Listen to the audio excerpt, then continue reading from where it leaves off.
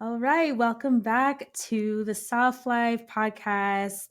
Today I'm welcomed by our beautiful and amazing guest, Hillarie Maddox. And Hillarie is somebody that I actually came across through social media. We crossed paths through the podcast, and through our conversation, got to learn more about her and her story. And I just want to welcome you onto the show, Hillarie. Thank you for being here. Yes, thank you so much for having me. Excited to be here. Yeah, so could you tell us a little bit about yourself, your background, where you are right now, and what you do for a living? Yeah, yeah.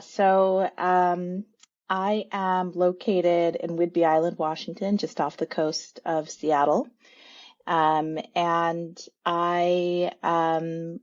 the founder of Black Girl Country Living, creator of Rewilding events, and I help people reconnect with nature. And my background is kind of a winding way to this path, but I thought I would be starting a career in social work, got my undergraduate degree, um, did an internship in mental health, loved the work, just felt like I wanted to have an impact in a different way. And to be honest, it wasn't going to pay my student loan bills. And so I went the corporate route, and I spent the last decade doing learning and development programs for some of the biggest companies in the world, and was most recently at Amazon doing executive development. And after we moved out, left Seattle and moved out to the country during the pandemic, I just had this moment of like, you know what, I'm going to take this leap and create something of my own, because I saw just how companies build things out of nothing. And I thought, if they can do it, I can figure it out. So that's where Yeah. I'm at now, and working on creating something wonderful to get people back into nature. That's awesome. I think your story is really interesting, and I would love to know more kind of about those like aha moments that you might have had during your upbringing. I know, sometimes in retrospect, we don't even realize, like, wow, this path was carved out for me all along. And so Yeah. you take a step back and you realize, everything happened exactly at the time it was supposed to. Do you have any of those moments in your upbringing that brought you to where you are today, especially in your focus of slow living and country living? Yeah. Oh my gosh, totally. So I had an interesting upbringing. I grew up in South Dakota, was born and raised there. I am Black and biracial. My dad is Black from Baltimore. My mom is originally from South Dakota, but they ended up in South Dakota because they were in the Air Force, and that's the last place they were stationed. Mm, But I grew up basically in an all white environment. I had my two older siblings and just always kind of yearned for spaces of safety and feeling like fully accepted. And I think that is what drew me into social work to begin with. That I think helping people find acceptance for themselves, helping them find peace in their lives was something that I always wanted for myself. And I thought maybe if I could help other people do it, I could do it for myself. And I think growing up in a time and space when you're a place like South Dakota, like you just think that there has to be a bigger, better world out there. And so everyone always said, like, you'll miss it when you're gone. And I left, went to Seattle, went to the San Francisco Bay Area, and there was always part of me that was like, I want to go back to slow. I want to go back to a pace of life that feels like there's not a million things tugging me at all times. And yeah. I told my husband that, and he's originally from the city, and he's like, yeah, that sounds like a good pace of life. And we didn't know how it was going to happen. We made a vision board, and all of these pictures on it were slow living oriented, and we had no idea where it was coming from or when it was going to come into being, but it happened, and we were just ready for it. Wow. That's amazing. I am so inspired by the fact that you and your husband did a vision board of this new lifestyle that you literally called into fruition. That's pretty amazing. And I mean, I Yeah. think it speaks to the power of not only manifestation but being intentional about your next 100%. steps. Exactly, yeah. Can you share exactly what slow living and what country living is for those who are unfamiliar? Yeah. Um, for me, I guess the name Black Girl Country Living, I adopted that because when I first started just sharing on social media, the reactions I was getting from people and what I was seeing as I was trying to find other people doing what I was doing is that you don't see Black girls in this space of of being in the country, of living in harmony with the land. And so in a way, it was just something to make you pause and say, oh, that's interesting and that's different. Um, and it's continued to be that. And as I've gotten deeper into this community, I've come to find that it's really not all that unique. There's a lot of us, and it's really beautiful to find. And the slow living is really just about a more intentional pace of life and being able to step back from I just always called it like keeping up with the Joneses when we Yeah. were in the city. And I think during the pandemic was the first time where it all came to a stop. And I was just like, oh, I can choose what to engage in and how to, commit my time and my energy. And I just wanted to hold on to that. And I think that is kind of what we've tried to bring into our slow living life. We don't have a TV. We're really intentional about the kind of media we consume. We're very thoughtful about spending time doing creative stuff with our family, with our kids. It's just a process of really being present and being in our bodies. Yeah. It sounds, the word that kept coming up for me while you were sharing that was reclamation and Mm, reclaiming what our ancestors did naturally, yeah, without really being forced to. It was just this intuitive knowing. And I think that's what I think of when I think of slow living. That's how things were way before, yeah. technology kind of came in and social media and, um, having like this hyper productive way of living that is sometimes really out of alignment with what our bodies and our minds and our spirits really need, in the moment. Hmm. And one thing I really love about what you share through Black Girl Country Living is you're really sharing like this anecdotal experience, but in real time it feels. I read your post that you shared on your birthday, recently, and it just was so beautiful and heartfelt. And I love that you're sharing not only the highs of this lifestyle, but some of the challenges too. And if you could share some of the challenges that you might have faced while you were in the early stages of adapting into this slow living lifestyle, like what were some things that you might have had to give up, or some things that were a little bit difficult in this transition when you and your family decided that you wanted to embrace this as a lifestyle? Oh my gosh. Yeah.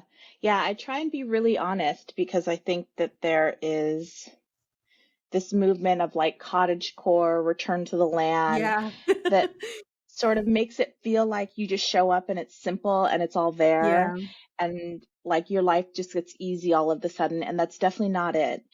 Um, and I've learned that the hard way many times. Um, but I think when we first bought our house and it's on a little bit over an acre of land, we thought that we would just be using it as a vacation, like a weekend home, and maybe like Airbnb it out because we weren't sure Hmm. how long we'd be working from home. And so we weren't thinking that deeply about it. And the longer it got into the pandemic, the more we were like, oh, this is gonna last for a while. Maybe we should just think Yeah. about moving full time. And for the last, up until that point, we had been living with my in-laws, my husband's parents in the city, Hmm. my husband's childhood home, and his brother lived there. And it was a really beautiful, multi-generational living situation. It was really awesome. And we had our first son with us there. Hmm. So it was hard to walk away from that because we have a great relationship with my husband's parents. And walking away from, a support system essentially.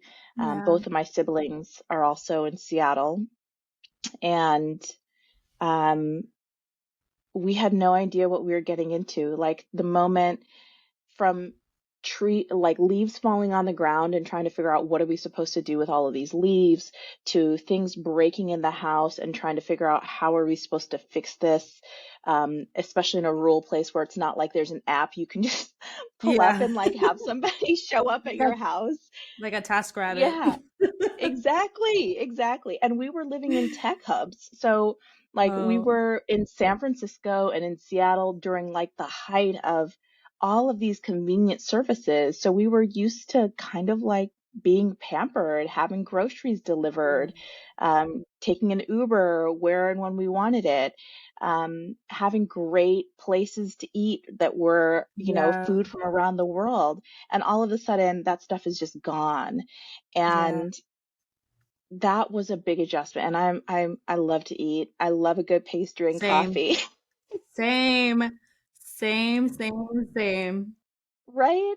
So giving up that stuff was hard. And I think it Mhm. took a while. Like I remember calling my sister up on the phone and just like bawling, and I was pregnant with my second son, and just telling her, "This is awful. I hate it here. It's so boring." And just not knowing like at what point would this not be just boring, and at Mm. what point would this be something I could enjoy, or if it would ever be that. So it took a lot of work, and it took a lot of introspection and a lot of asking myself why I wanted this in the first place to get to a place where I could actually enjoy it. Yeah. Thank you for being so honest. I think that your like recounting of your transition is so interesting because like you said there is like this resurgence of cottage core and kind of going off the grid, if you will, Yeah, that I think a lot of people, a lot of folks on social media and TikTok specifically are sharing more and more of, and it looks like the solution to all of our problems, right? But I always think of the yeah, quote like you take yourself wherever you go. So no matter where yes, your environment changes, how it changes, you still take yourself. And some of those, maybe to some people, frivolous things that you mentioned, like I love me a matcha latte, I love me hmm, like a guava Danish, like I love all those little things yep, that you can kind of just get very quickly and efficiently in the city. But you're when you do make that decision to choose a lifestyle that is slower, you might be giving up some of those things, and it's not always easy. I think it's really yeah, I appreciate your honesty with that because I think we can apply that to almost a lot of areas in life. Sometimes when we're making this big jump or a big leap, we might have to let some things go, but at the end of the day, the benefits do flourish and they do come in those little moments that you yeah, shared. um, One thing I would love to know is how you learned this skill of farming and tending to the land. Is that something that you researched or Googled or YouTubed or learned from a friend, or was that something that was always inherently in you and your environment just brought it out of you um, once you moved yeah. to the countryside? It was like all of those things. So my mom grew up on a farm in South Dakota, and so Mhm. I grew up going to visit. There was two farms about a mile away in South Dakota, like on the prairie, and these were relatively large farms, but for compared to industrial farming now, they're small. They're 160-acre farms. My aunt and uncle lived on one with my cousins. My grandparents lived on the other. And I think we just got exposure to that way of life and using your body. And my mom taught us how to can and how to preserve, how to bake, Mm, how to cook. We were in 4-H. So we got a lot of exposure to that. But at the same time, it was always kind of like, this is deeply uncool. And I don't know why I would ever use these skills because, like, there's restaurants and, yeah. so it seemed like an outdated skill set to have in a way. And so when I left South Dakota, it was kind of like, I'm just leaving all that behind and I'm a new person now.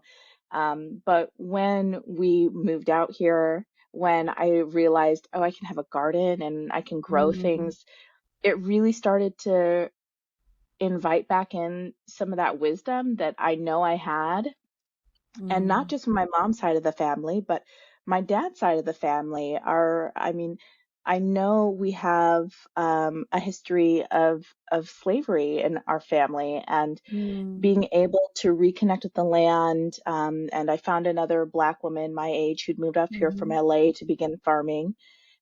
We kind of shared that in common, where we were mm. both returning to this on our own terms. Like you said earlier, Yeah, reclamation, yeah, we were coming back to it on our own terms, and we would be sitting in her field, and I was kind of apprenticing under her and just learning about farming over the summer, and just imagining what were our ancestors doing when, they yeah, were picking the corn, and they had obviously a very different relationship to the work they were doing, but they also had to find joy in it somehow.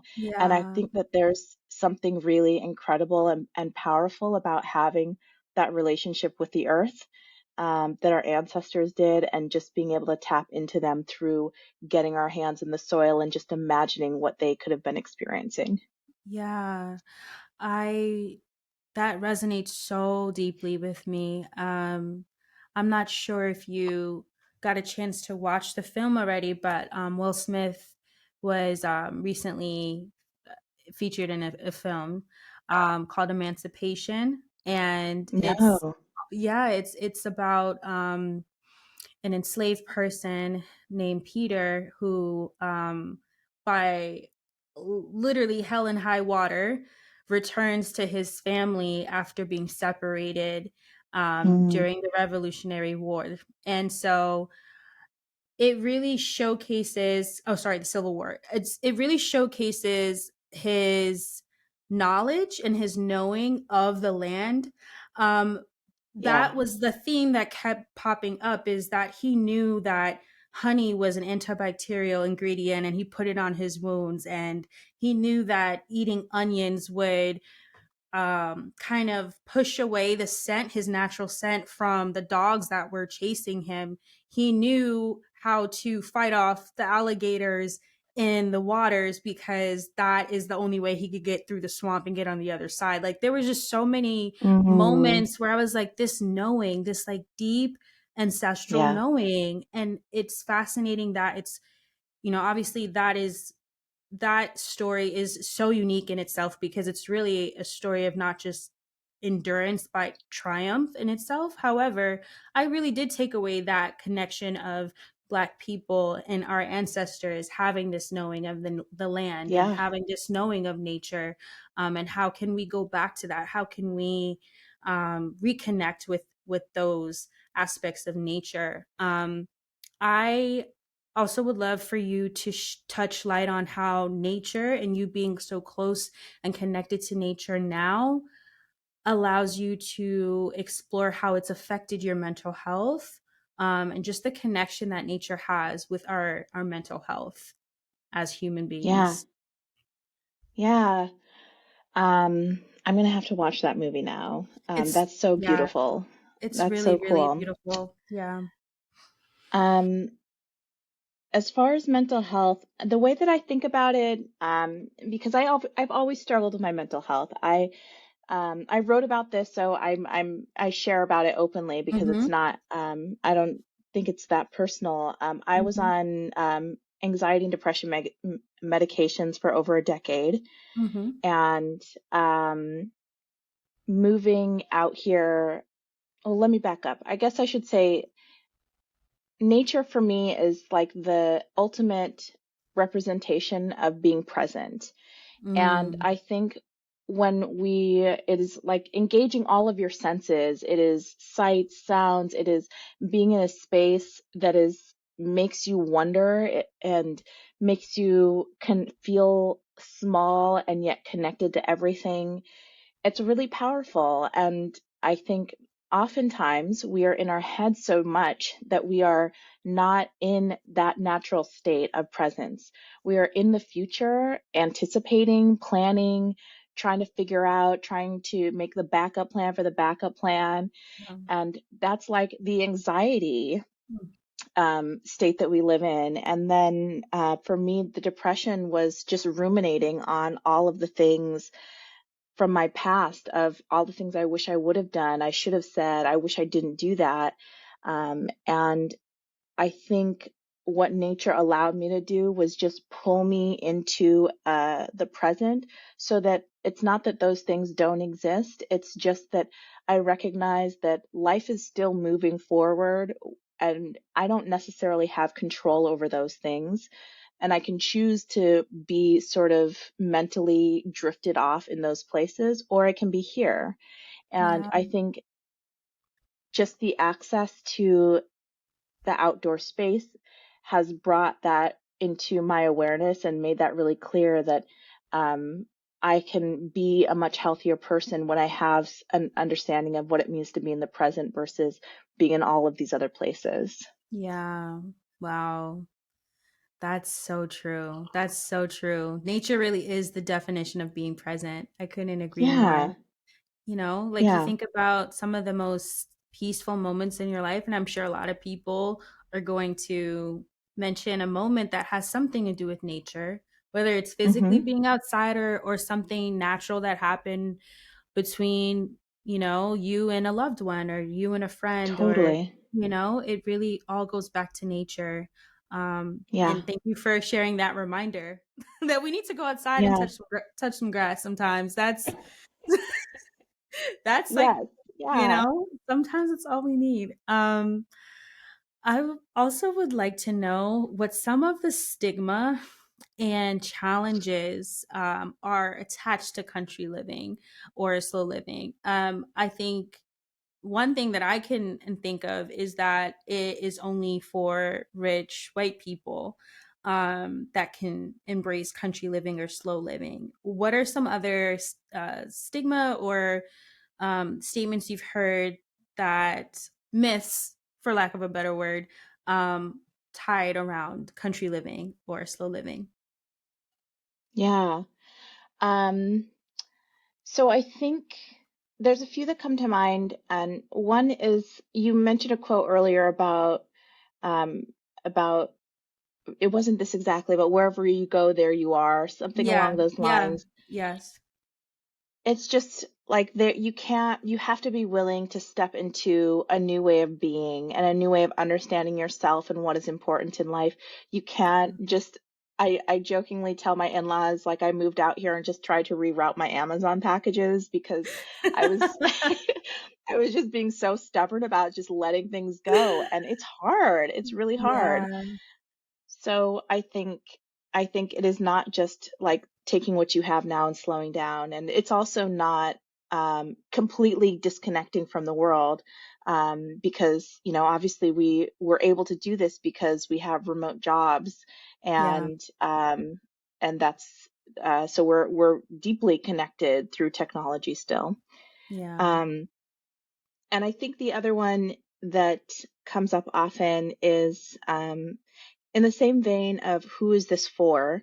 I hear Hmm. a lot from Black women in particular about, I want to pursue this, but I don't feel safe, or it Mm. doesn't, I don't know if I would be welcome or if I would experience racism. And I think it's first important to acknowledge that those sentiments and those feelings come from somewhere. Hmm. And they come from a deep history of having a really violent relationship with the land, of being forced to work the land, being forced off of the land, um, not being welcomed in natural spaces, um, having to, leave spaces, natural spaces, and flee them.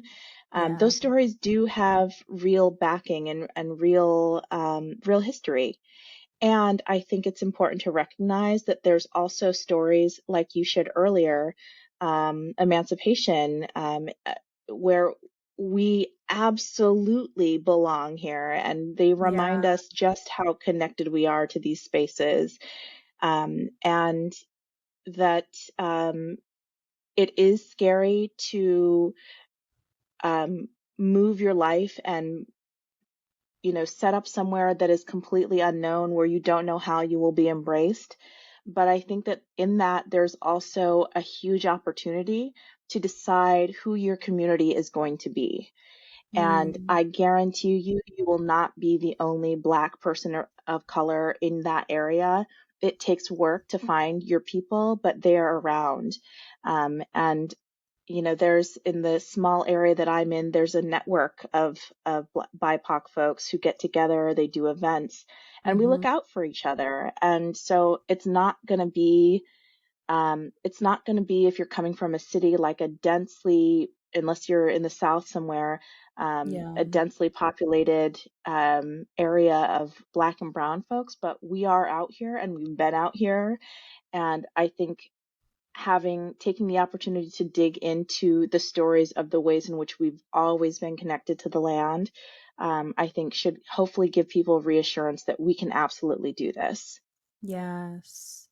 And I think it's important that you highlighted the importance of community there, even how you were sharing your, when you first transitioned into country living and slow living, how you were under apprenticeship, and that is really community bonding. That's community care in Yeah. itself, is that's knowledge sharing. And I think it's just something to be highlighted, that this is done in tandem with community. It's not just a form of escapism where, okay, I'm just going to be off the grid. It's truly, you need community in order to have this be sustainable, a sustainable way of living, Hmm. right? I Yeah. would love for you to share some of the ways that slow living has transformed you physically, spiritually, mentally, and emotionally, in your journey. Sure. Um, so I think um, the ways it's been just a profound, like, coming to understand myself differently through nature. And I think just thinking emotionally and mentally, one of the big things that comes to mind is my ability to go off of my medication this last year. Wow. And with the help of, I was working with a naturopath, and I had great support system around me. But I just felt like I feel like I can do this on my own. I feel like I can face Wow. the things that I used to find really challenging. I also wasn't in the kind of physical environments that were creating a lot of stress and microaggressions, to be honest. And I was just ready to try it. And I think that so much of that had to do with being in a space of um, safety, of ultimate acceptance, unconditional love. Like, those are all things that nature has really offered. Yeah. And I think that that's kind of connected to the spiritual aspect. I grew up in a Lutheran church, and Mm, just never it never really resonated with me. I think, and I molded together this idea of spirituality and religion, and was like, well, if I'm not going to church anymore, mhm. then I'm not a spiritual being.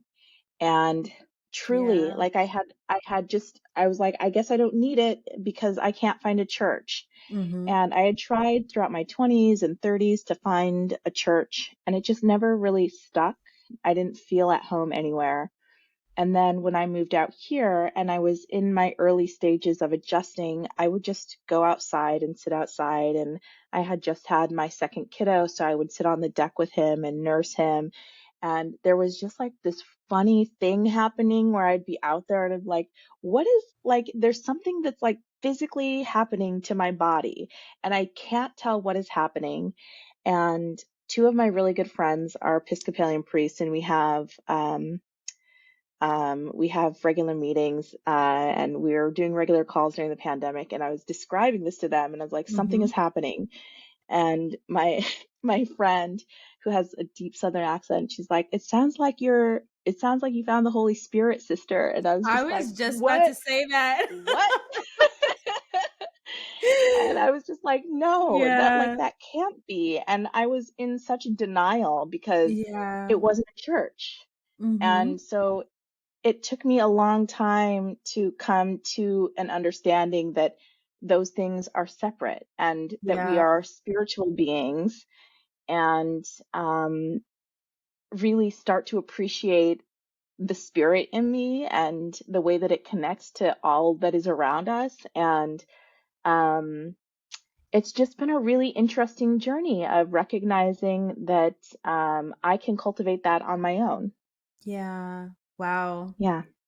That this makes me think so much of, just the way that spirit is alive and how it feels. It's like that presence that you mentioned, Yeah. and while you were sharing that, I couldn't help but think of my mom, who would have definitely told you the same thing if you asked her in her Ghanaian accent. She would have told you the Yeah. same thing. So it's just, Yeah. I think it's beautiful that, like, you had this very deeply personal, visceral experience, and just the fact that it was in nature and it was with your son. And if I just appreciate the fact that we can experience those simple moments while Hmm. we're literally just existing, like not having to do anything but just exist. It Yeah. just is reassuring that those moments can be multiplied, as many times as possible, but especially in nature, I think, Yeah. is what kind of makes it hit home. Yes. Yeah, thank you for sharing that. That was beautiful. I would love for you to share some of your thoughts on rewilding and Hmm. how it's guided your own wellness journey. I know that you've written quite a bit on this topic. I would love to know more about what rewilding means to you, and yeah, your journey with rewilding on your wellness practices. Yeah. Yeah. Um, so I think it really started when I was trying to Google and look up like I wanted like a scientific explanation of what Mhm. nature was doing to me. And like, I just needed to understand. I needed Yeah. language. And I kept coming across this term rewilding, and it was used in an ecological context to describe people taking a formerly in, inhabited piece of land and returning it to basically its natural state of just Mhm. allowing nature to run its course, allowing animals to come back, allowing native plants back in, and for a natural balance to just take hold. And it just resonated so much for me that that was kind of what was happening in my own body, that there was just a natural balance taking back over. Mhm. And so I dabble in so many things. For a living, I learned basically. And so I've just been figuring out how this concept applies to all of these different areas of our lives. And from taking time to, rewild the way that we are moving through this holiday season by, thinking about what is this really for? What is really essential at this moment? Yeah. To taking time to rewild our relationships and figuring out um, how do we set healthy boundaries and how do we communicate effectively, because those things they pull and tug on our energy.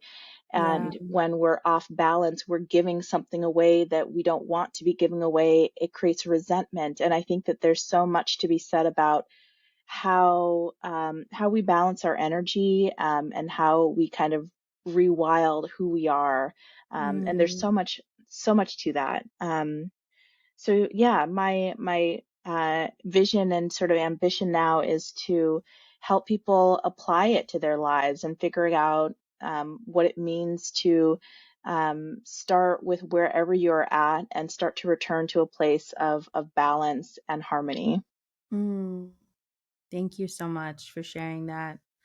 That's really, really helpful insight. And I think how you shared, just, it doesn't always need to be this major decision that we make and like wake up and say, okay, like all right, I'm going to just start over with life and I'm going to completely, move away and start over and start from scratch, which is great. But some of us don't have that opportunity to, switch gears in that way. But rewilding sounds more like a mindset and a practice of being Hmm. intentional and keeping that curiosity at the baseline of what we do and Yeah. how we move through this world. Um, I am someone that spends a lot of time indoors. I I work from home. I live in New York City. I live in Manhattan. I spend a lot of time indoors. I spend more time indoors than I would like to admit. But one practice and one thing that I want to bring into the new year is spending more time outdoors. What are some ways for folks like me who spend a lot of their time inside to slowly reconnect back to nature on a regular basis? Yeah. I love this because that was me, 100%. I was like, I don't need to be outside. Thank you very much. Like, I don't need to go on hikes. I don't like things touching me. Um, and to this day, I would never describe myself as outdoorsy. And I think that we have such limited vocabulary about the kinds of Yeah, relationships we can have with the outdoors. It's either like you're a homebody or you're outdoorsy. And there's right. like nothing in No in between. between. Yep. Yeah. And that doesn't leave room for the fact that we ourselves are nature. And Yeah. we all go back to the land at some point in our history, and we are part of a connected web of life. And so I think we have just become sort of blind to the ways in which we're interacting with nature every day. When we Hmm. interact with ourselves, we are interacting with nature. So oftentimes we're like, I need to get out of here. But there's ways that we can bring ourselves and center ourselves through simple like meditation, yoga, mindful eating, like all kinds of things when we are just present with ourselves. Because like I said earlier, it's nature is really about what is present, how are you engaging all of your senses in that moment. That is nature. Yeah. And I think in a more like get out of the house sort of sense, I think one exercise that I think is really helpful and powerful is just imagining just the space that you're in and kind of rewinding that space and how it might have looked 100 years ago, 200 years ago, what that space may have been filled with, the kinds Mm, of plants, the kinds of animals, the kind of noises you might be hearing, the birds, and just remembering that even when we step outside, and we might be in the middle of a city, we're still breathing mhm, air. There are still mm, trees around us. All of that is us being present in nature. And when we take a moment to pause, take a deep breath, take that all in, we're being present with nature. yeah. So I think it's important not to sell ourselves short and say that I need to like get out of the city, go on a 5 mile hike and like be outdoorsy in order to Yeah. do or benefit from having a relationship with nature. Your relationship with nature can look like a lot of different things. Yeah. Wow. That imagination practice that's unlike anything I've ever heard of before. And it's definitely something I'm going to try to implement on a Try it. regular basis. That sounds, Yeah. yeah, it's such a simple concept, but I think it really does help to bring us back into the present and feel reconnected with nature. So thank you for sharing that. I'll definitely be Yeah. trying that out and letting you know what comes up for me. Let me know. Yes. I would love to know like some of your self-care practices, like three of your go-to self-care practices that you have, whether it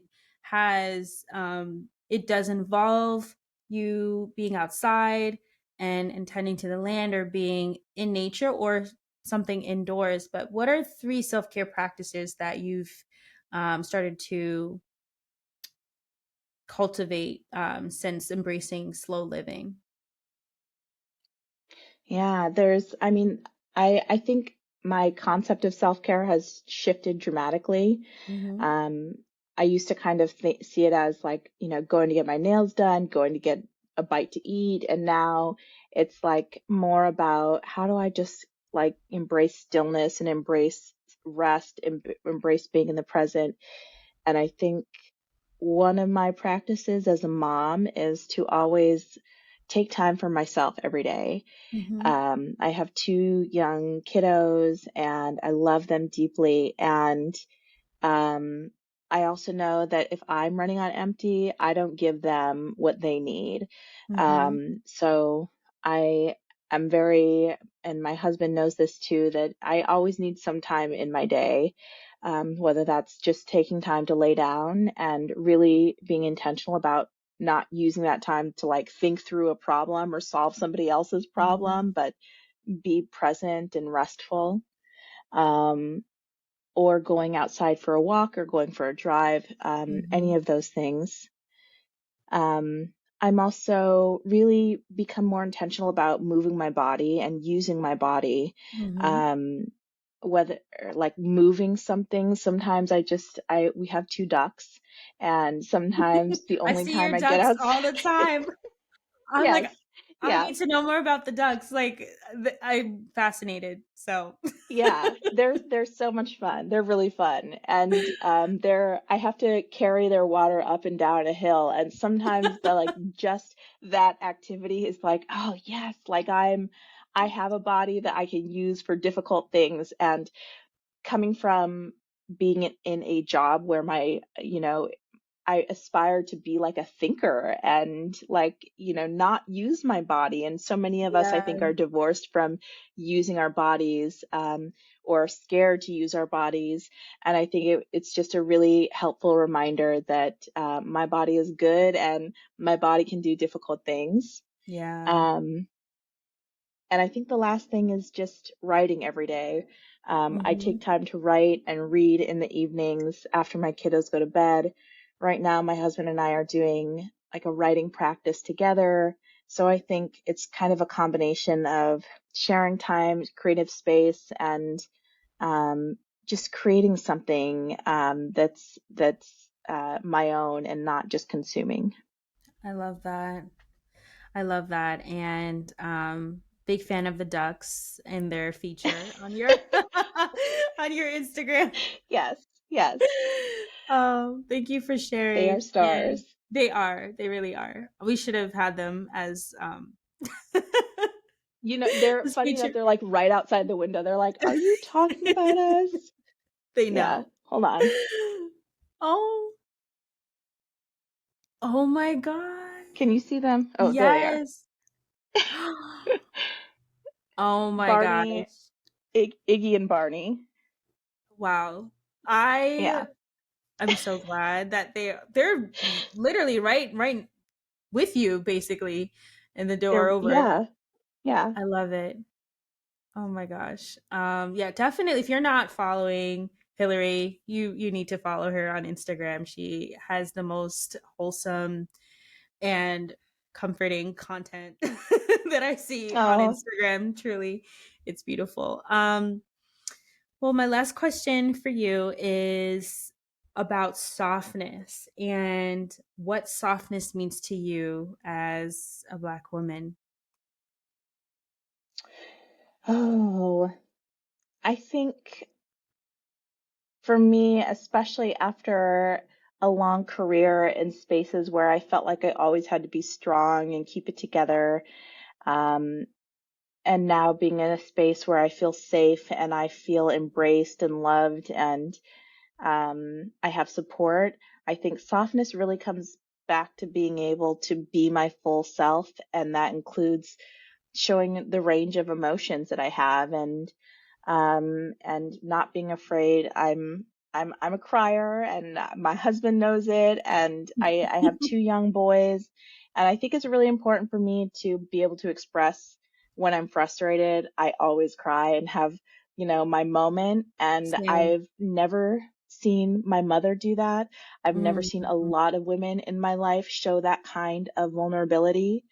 And for me, it became really important for me to show that vulnerability in front of my husband, in front of my boys, because I do not want to be that strong woman who is just always able to keep it together, because I think Yeah. that that is what breaks us.